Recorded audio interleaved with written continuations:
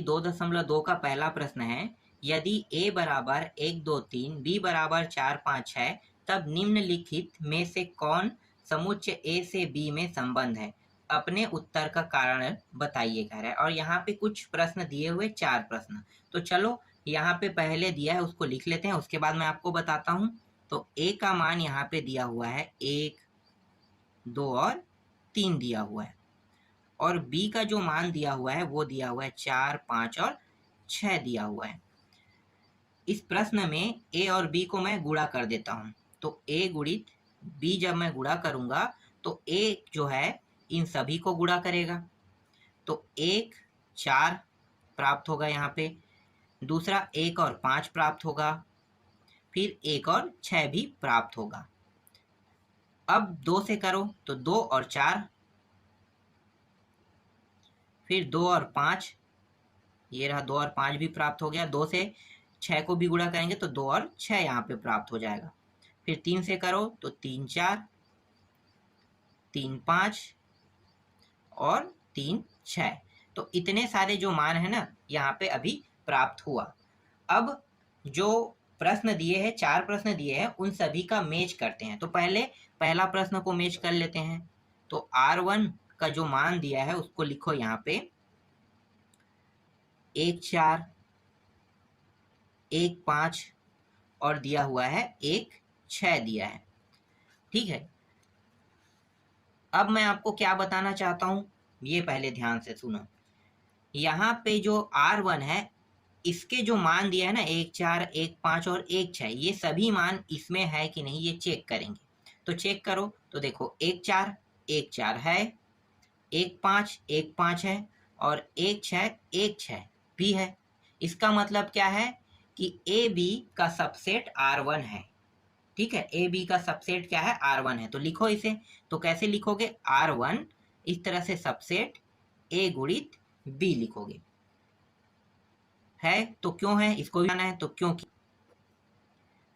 R1 के सभी अवयव,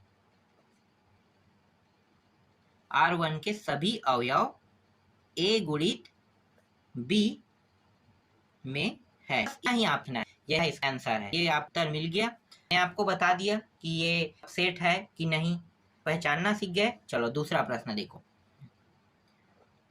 दूसरा प्रश्न जो R2 का मान दिया हुआ है, इसमें R2 का मान दिया है 1 5 2 4 और 3 6। अब इन सभी को भी देखो मिल रहा है कि नहीं मिल रहा है। तो 1 5 यहाँ पे 1 5 है, 2 4 यहाँ 2 4 है, 3 6 देखो यहाँ पे 3 6 है। मतलब क्या है, इसका भी आंसर सेम आएगा। तो लिखो इसका भी आंसर R2 सबसेट है ए बी, ए गुणित बी करो यहाँ पे। क्योंकि क्यों है भाई, क्योंकि R2 के सभी अवयव ए गुणित बी में है। बस इतना ही, इसमें भी लिखना है इसका आंसर। दूसरा भी बन गया। तीसरा देखो, तीसरा प्रश्न में यहाँ पे R3 का जो मान है वो दिया हुआ है 1 4 1 5 और 3 6, 2 और 6 दिया हुआ है, और 3 और 4 दिया हुआ है। यहाँ पे इस तरह से ये सभी मान R3 का है। अब R3 के सभी मानों को चेक करो मिल रहा है कि नहीं मिल रहा है। तो 1 4 चेक करते हैं। तो देखो 1 4 यहाँ पे है, 1 5 और 3 6 दोनों को एक साथ देखते हैं। 1 5 3 6 कहाँ पे है, तो ये रहा 1 5 और 3 6 ये रहा। ठीक है, तो 3 6 भी मिल गया।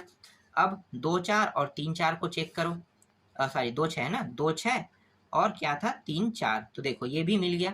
मतलब क्या है, R3 के भी सभी अवयव किसमें है, ए बी में है। इसका मतलब क्या है, सेम टू सेम आपको इसी तरह से इसका भी आंसर लिखना है। तो इसको लिखने की आवश्यकता नहीं, क्या कर देना है, जो R2 है उसके स्थान पे R3 लगा देना और यहाँ भी R3 कर देना। बाकी सब चीज सेम टू सेम, इसका भी आंसर वही रहेगा। चलो चौथा देखो। अब चौथा में R4 को देखते हैं। तो R4 का क्या क्या मान दिया है। R4 में दिया है 4 2 दिया हुआ है, 2 6 दिया है, 5 1 दिया है, और दिया है यहाँ पे 2 4 दिया है। अब इसको चेक करते हैं। तो देखो 4 2 है कि नहीं, चेक करो। तो यहाँ पे देखो 4 2 कहीं पे है क्या, नहीं है। 4 2 तो नहीं है। यहाँ पे 2 6 देख लेते हैं, 2 6 है, ठीक है, ये है उसमें। 5 1 है क्या, देखो 5 1 भी नहीं है। 2 4 देखो, तो यहाँ पे 2 4 है, ठीक है। तो ये जो दो मान बस यहाँ पे मिल रहा है, लेकिन इसे सबसेट होने के लिए सभी मानों को मैच होना चाहिए। इसको भी उसमें शामिल होना चाहिए था, इसको, ये भी उसमें होना चाहिए। अब नहीं मिल रहा है ये दोनों, या भी ना हो सकता भी मैच हो जाता है। अगर ये मान नहीं हो रहा है तो क्या है, वो सबसेट नहीं है। एक मान अगर मैच नहीं होता है वो सब नहीं हो, याद रखना है। तो यहाँ पे आपको क्या लिखना है, R4 सबसेट है किसके, बी के, ठीक है। क्योंकि R4 के सभी अवयव A गुणित B में नहीं है। बस इतना ही आपको इसमें लिखना है। तो इस तरह से पहला प्रश्न कंप्लीट हो गया। आगे बढ़ते हैं दूसरा प्रश्न की ओर।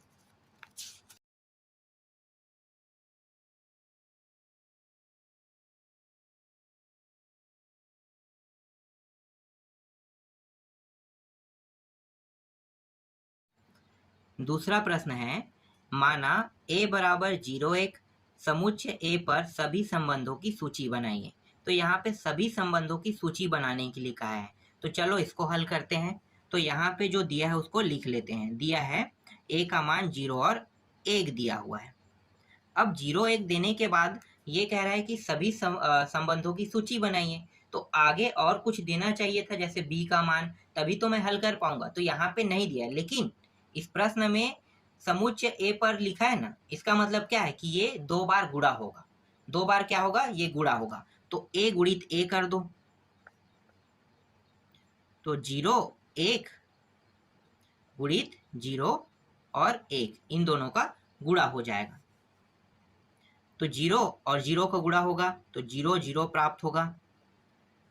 0 और 1 का गुणा होगा तो 0 1 प्राप्त होगा।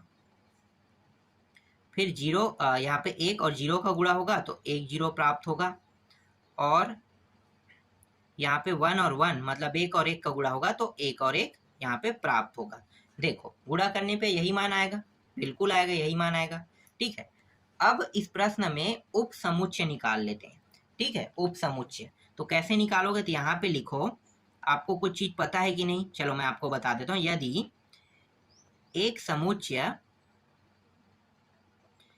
समुच्चय में कितने अवयव होते हैं, n अवयव होते हैं, n अवयव होते हैं, तब कुल उप समुच्चयों की संख्या, इसको कैसे दर्शाते हैं, इसको दर्शाते हैं 2 का घात n से दर्शाते हैं। किससे दर्शाते हैं, 2 के घात n से दर्शाया जाता है। ये समझ में आ गया। अब यहाँ पे देखो आगे, ये जो 2 है, ठीक है, 2 यहाँ पे देखो, ये 2 समझ में आ गया, 2 रहेगा। अब n का घात कितना होगा ये मुझे बताओ, n का घात कितना होगा। तो आपको क्या करना है, 1 2 3 4, कितना है भाई, 1 2 3 4, तो लिख दो 4, यहाँ पे ये आ गया 4। कहाँ से गिनना है आपको इसको, 1 2 3 4, ठीक है। तो 4 है ना, तो ये n का घात कितना हो गया, 4 हो गया। तो 2 का घात 4 मतलब कितना होगा, 2 का घात 4, इसका मतलब ये हो जाएगा 16। निकल गया, बहुत आसान था 16। अब यहाँ पे सबसे कठिन टॉपिक क्या है पता है, कठिन टॉपिक है जितने भी उप समुच्चय है उन सभी को निकालना।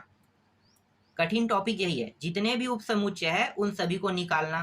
तो बहुत से लोग ना इसे नहीं बता पाते हैं सही से, मैं आपको बता रहा हूँ कैसे निकालते हैं। चलो देखो, मैं अब आप लोगों के लिए जितने भी उप समुच्चय है ना, सभी उप समुच्चयों को निकाल रहा हूँ। तो एक जो होता है, देखो 1 2 3 4, इन्हीं चारों से ही बनेगा पूरा उप समुच्चय, और कहीं बाहर से नहीं बनेगा। तो पहला जो समुच्चय बनेगा वो रिक्त समुच्चय बनेगा। रिक्त समुच्चय को या तो आप, यहाँ पे मैं आपको पहले बता देता हूँ, रिक्त समुच्चय को हम क्या कहते हैं, फाई से दर्शाते हैं, या फिर आप इसे इस तरह से खाली कोष्टक भी लिख सकते हो। ये क्या होगा, ये दोनों एक ही है। रिक्त समुच्चय को इस तरह से खाली कोष्ठक को भी लिख सकते हो। ये रिक्त है, देखो ना, कोष्ठक के अंदर कुछ है नहीं है। अगर आपको कुछ नहीं लिखना है तो आप इस तरह से फाई भी लगा सकते हो। तो एक तो बनेगा आपका उप समुच्चय में फाई बनेगा। तो पहला मैं लिख लेता हूं फाई। फाई क्या है, कोई अलग नहीं है, ठीक है। कुल मुझे 16 निकालना है, मैं आपको 16 निकाल के दिखाऊंगा। पहला बन गया फाई, ठीक है। आगे बढ़ते हैं। अब यहां पे क्या करेंगे, 1 2 3 4, ये 4 है, लिख लो। 0 0 1 मिल गया मुझे, इसको भी लिखो। 0 1 2 मिल गया, फिर 1 0 3 और 1 और 1, कितना हो गया, 4 हो गया। देखो सिंगल सिंगल है सभी, ठीक है, सिंगल सिंगल है। कोष्टक ध्यान देना ना, कोष्टक ही इंपॉर्टेंट है। मंझला कोष्टक का उपयोग मैं कर रहा हूं तो उसके अंदर कितने मान लिख रहा हूं, यहाँ पे ध्यान देना, ठीक है। तो ये तो एक एक मान है, तो 4 ये हो गया, सिंगल सिंगल करके ये 4 बनेगा। अगर मैं इनमें से और मानों को लूंगा तो ये दोबारा रिपीट हो रहा है, तो मुझे रिपीट नहीं लेना है किसी भी मान को, सबको एक एक बार। अब क्या करेंगे, जोड़ा बना बना के लेते हैं। अब जोड़ा बनाओ, इन दोनों को पहले जोड़ा बनाओ। तो इसको मैं नीचे लिखता हूं, ठीक है। इसको आपको लिखना है मंझला कोष्टक के अंदर 0 0, और ये कोष्टक छोटा लगा देना है। फिर 0 1 0 और 1, ये हो जाएगा बंद। ये एक मान बना, ठीक है। मैं गिन के बताऊंगा 16 कुल। कोई भी मान दोबारा रिपीट नहीं होना चाहिए, याद रखना आपको। दूसरा, इन दोनों का बन गया, अब इन दोनों को बनाते हैं। तो 0 1 1 0, ठीक है, 1 0, दूसरा हो गया, देखो दूसरा मान प्राप्त हो गया। फिर इसको और इसको भी बनाओ, तो 1 0 और 1 और 1 1 और यहाँ पे 1 प्राप्त हो गया, ये भी कोष्टक बंद। ये तीसरा मान हो गया। ये और ये, अब देखो ये दोनों हो गया, ये दोनों भी जोड़ा बन गया, ये दोनों भी बन गया, इसके साथ भी जोड़ा बनेगा तो ये मान भी बनेगा ना। तो यहाँ पे 1 और 1 और बन रहा है 0 और 0 का, देखो ये रहा, ये भी बन गया। और बन रहा है क्या, बिल्कुल बन रहा है। देखो ये जो है इसके साथ बनाया था जोड़ा, ठीक है, और ये इसके साथ भी बना लिया। अभी देखो ये वाला 1 1 0 0, बचा क्या था, ये वाला बस बचा है ना, तो इसके साथ भी जोड़ा बनाएगा ये। तो 0 0 और 1 0 1 0, इसके साथ भी जोड़ा बना लिया, ठीक। और कौन बचा है भाई, और बचा है ये वाला मान, इसके साथ जोड़ा बनाना बाकी है। तो ये सॉरी, इसके साथ, ठीक है। तो ये वाले जो मान है इसके साथ, ये दोनों तो बन गया जोड़ा, लेकिन इसके साथ जोड़ा नहीं बनाया है, एक एक। तो एक एक क्या है, इसके साथ भी जोड़ा बनाएगा। तो 0 1 1 1, लिखो इसे, 0 1 और 1, इस तरह से यहाँ पे कितने जोड़े बन गए, यहाँ पे देखो 6 जोड़े बन गए, ठीक है। कोई भी मान किसी में भी रिपीट नहीं होना चाहिए, ये चीज आपको क्या करना है, ध्यान देना है। आप चेक कर लेना, कोई भी मान रिपीट नहीं हुआ है अभी तक, ठीक है। इसके बाद आगे देखो, अब मैं क्या करूंगा, यहाँ पे अब 3 3 का जोड़ा बनाऊंगा, 1 2 3, तीनों को लो।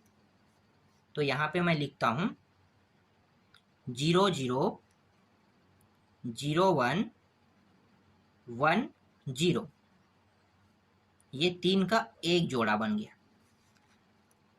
1 2 3 तीनों को लिया था, अब इसको छोड़ दो, 1 2 3 इन तीनों को लो। तो 0 1 1 0 1 1, ये बन गया दूसरा जोड़ा, ठीक है, 3 वाला जोड़ा। अब इन दोनों को छोड़ दो, क्योंकि ये छूट चुका है, ये भी छूट चुका है। 1 2 सॉरी, एक को छोड़ा है ना 3 3 के जोड़ा में। तो अभी मैंने 1 2 3 इन दोनों को लेकर बनाया, तो अब इसको छोड़ेंगे। फिर 3 देखो, 1 2 और 3, इन तीनों को ऐड कर लो। तो यहाँ पे आप लिख सकते हो 1 0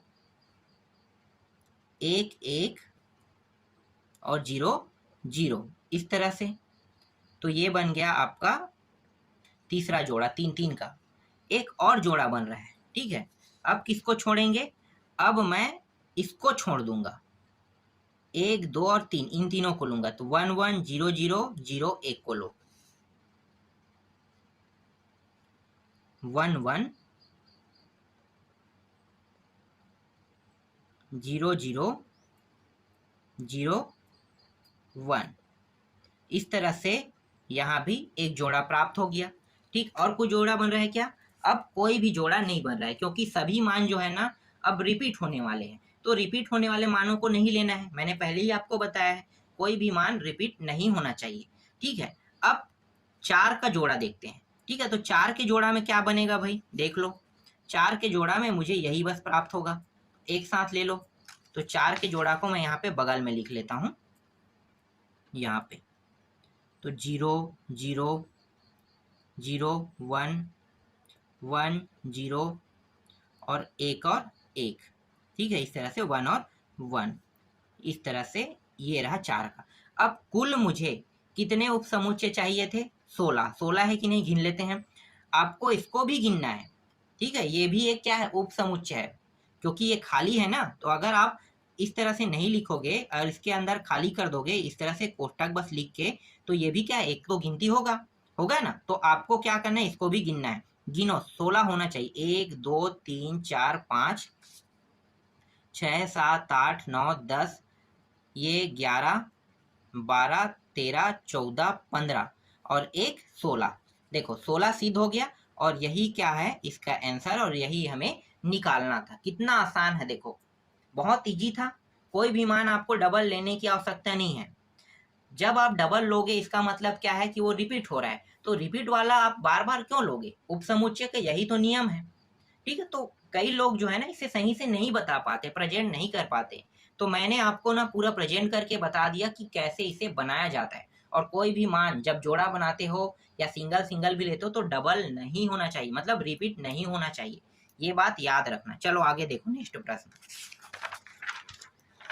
तीसरा प्रश्न देखो, तीसरा प्रश्न में क्या दिया है? तीसरा प्रश्न में दिया हुआ है, तो तीसरा का पहला है, मान लो a बराबर XYZ तथा b बराबर 1 2, तब a से b में संबंधों की कुल संख्या ज्ञात कीजिए। तो बस क्या ज्ञात करना है? संबंधों की कुल संख्या। काफी आसान प्रश्न है। तो यहाँ पे मैं लिख लेता हूँ, a का मान क्या है, x y, और यहाँ पे z दिया हुआ है, और b का जो मान दिया हुआ है वो दिया है 1 और 2 दिया हुआ है। क्या करेंगे, यहाँ पे इसके साथ n लगा देंगे, तो n a, तो कितने मान है भाई, n a के मान देखो 1 2 3, तो 3 है यहाँ पे। और यहाँ भी b के साथ क्या लगा देंगे, n लगा देंगे। इसमें कितने मान है, 2। ठीक है, कितने मान है, 2। अब क्या करेंगे, a से b में संबंधों की कुल संख्या निकाल लेते हैं। तो यहाँ पे लिखो a से b में संबंधों की कुल संख्या कैसे निकालते हैं? 2 का घात लगाते हैं ना, पता है ना आपको, 2 का घात। तो यहाँ पे क्या है, देखो एन ए और N B, N A N B दोनों को गुणा करोगे तो डायरेक्ट निकाल के आप यहाँ पे रख सकते हो। और डायरेक्ट नहीं रखना चाहते तो यहाँ पे क्या करोगे, ये जो एन ए है इस तरह से लिख दो, गुणित क्या करोगे, एन बी। देखो यही चीज हम लोग अलग से निकालते थे, इस तरह से लिख दो। तो 2 का घात क्या हो जाएगा, 2 का घात 3 और 2, तो ये 3 और 2, तो कुल मिलाकर कितना हुआ, 2 का घात 6। 2 का घात 6, इसका मतलब क्या है, 2 को मैं 6 बार गुणा करूंगा, 2 गुणित 2 गुणित 2 गुणित, इस तरह से 6 बार। तो ये कुल जो मान आ रहा है उसको मैं लिख लेता हूँ 64। ठीक है, तो ये आ गया 64, बन गया, इसका आंसर आ गया। आगे देखो, एक और प्रश्न दिया है यहाँ पे, दूसरा प्रश्न। उसमें क्या दिया, मैं डायरेक्ट यहाँ पे बी का मान रख देता हूँ, सेम निकालना है, अलग तो नहीं रहेगा। तो यहाँ पे a बराबर 1 और 2 दिया हुआ है, और b बराबर दिया हुआ है 3 और 4 दिया हुआ है। कैसे हल होगा, थोड़ा फास्ट फॉरवर्ड करते हैं। एन ए यहाँ पे 1 2, एन बी यहाँ भी 2। यहाँ पे अब लिख लो, a से b में संबंधों की कुल संख्या बराबर 2 का घात NA गुणित NB, 2 गुणित 2 और ये हो गया 4, 2 का 4 बार गुणा करेंगे कितना प्राप्त होगा 16, तो ये 16 क्या है इसका आंसर है। इस तरह से प्रश्नों को बनाया जाता है। तो अभी मैं आपको सिर्फ 3 तक के प्रश्न बताता हूँ, बाकी प्रश्नों को नेक्स्ट वीडियो में बताऊंगा।